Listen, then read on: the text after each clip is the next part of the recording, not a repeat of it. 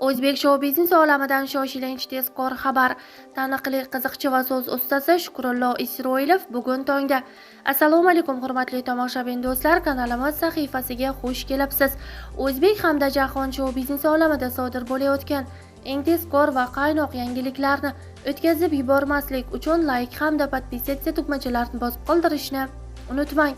Taniqli qiziqchi va so'z ustasi Shukrullo Isroilov Toshkent shahar Madaniyat boshqarmasi boshlig'i o'rinbosari lavozimiga tayinlandi.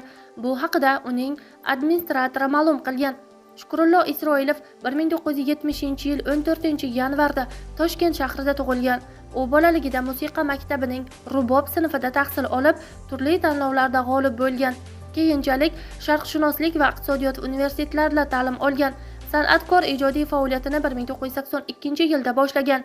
Keyinchalik qiziqchilik yo'nalishida faoliyat yuritib, Mirzabek Xolmedov boshligidagi Mirza teatrining taniqli vakillaridan biriga aylangan. U yoshligida oilasiga yordam berish uchun bir qator ishlarda faoliyat yuritganini intervyularida aytib bergan. So'z ustasi bugungi kungacha sahnadagi chiqishlari, teleko'rsatuvlardagi ishtiroki va hajviy ijrolari bilan tomoshabinlarga tanish. Endilikda 56 yoshli san'atkor Toshkent shahar Madaniyat boshqarmasi rahbariyatida faoliyat yuritadi deyilgan xabarda.